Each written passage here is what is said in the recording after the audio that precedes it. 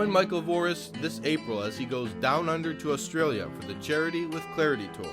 Michael will be speaking in Sydney, Melbourne, Adelaide, Canberra, and Wagga Wagga. For all the details, just go to the link.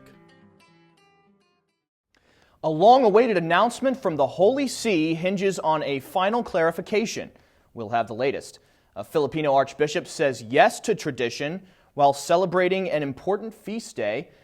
And a Glasgow judge lets a Muslim man off for attempted murder with a light sentence. We'll have the details. Those stories and more just ahead on Catholic News Roundup. Catholic News Roundup is brought to you in part by PewSitter.com, your online Catholic newspaper for the third millennium. CatholicMediaCoalition.org, in line with the Church, online with the world. And TheAmericanCatholic.com, politics and culture from a Catholic perspective.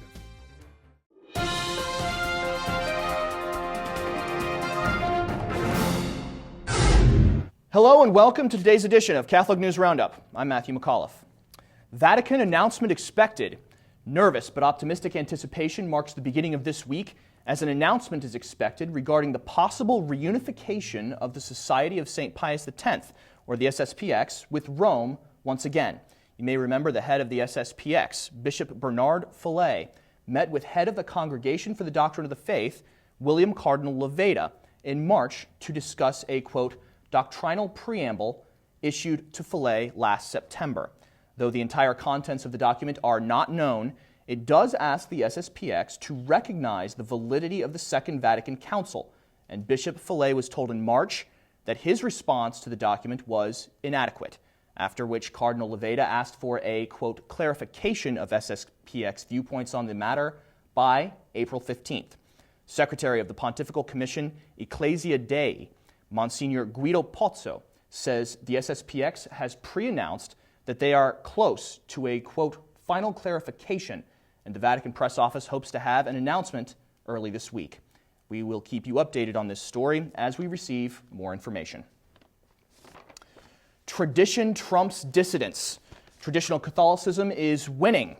According to the mainstream media, and with vocations on the uptick, it's the kind of vocations coming in that is most interesting. Last week we told you the newest generation of religious vocations was getting younger and smarter. Now the Wall Street Journal wants to remind you the latest crop of Catholic seminarians is drawn by the timelessness of church tradition and the philosophy, literature, and theology that, quote, make Catholicism countercultural.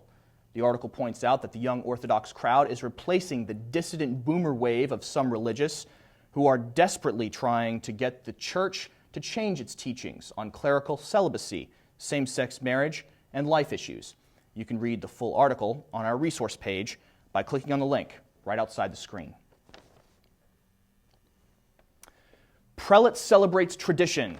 Tradition is returning once again to the Philippines after a backlash against the Latin Mass had bishops originally refusing to allow celebration of the Tridentine liturgy, even after Pope Benedict XVI's motu proprio in 2007.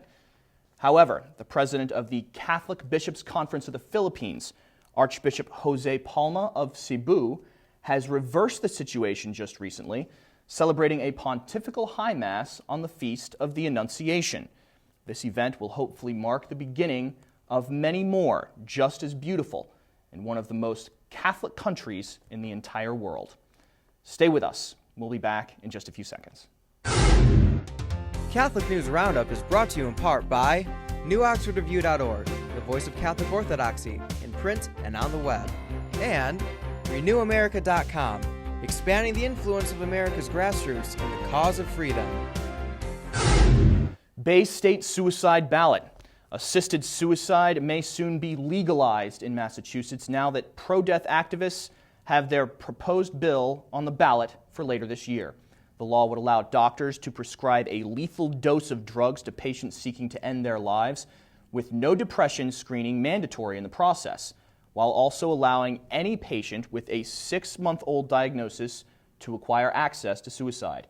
It is important to note a 2006 study which says 90% of terminally ill patients are suffering from depression when they attempt suicide, and after being treated for depression, change their mind in 98% of recorded cases. Attempted murder gets light sentence. An attempted Islamic honor killing in Scotland has been foiled after a Muslim man tried running over his daughter and her boyfriend with his car. Tariq Hussein tried killing his daughter, Sahir, and her boyfriend, Adil, after Adil requested the hand of his daughter in marriage. A judge sentenced Tariq to 300 hours of community service after his attempted murder, and he will have to meet with a supervisor over the next 12 months for evaluation. He received the sentence after his lawyer described him as a, quote, pillar of the community, while his neighbors corroborated, saying Tariq's actions were uncharacteristic of his normal behavior. I'm Matthew McAuliffe. Thanks for tuning in today. Be sure and tune in tomorrow for your daily dose of Catholic News Roundup right here on RealCatholicTV.com. And before we sign off for today, the staff here at St. Michael's Media and myself would like to wish the Holy Father, Pope Benedict XVI, a very happy 85th birthday. Also, don't forget to check out today's Vortex, where Michael talks about how all eyes are on a Protestant country where the Catholic Church faces down the diabolical. Thanks for tuning in. Be sure to tell all your friends about us. And as always, God bless you.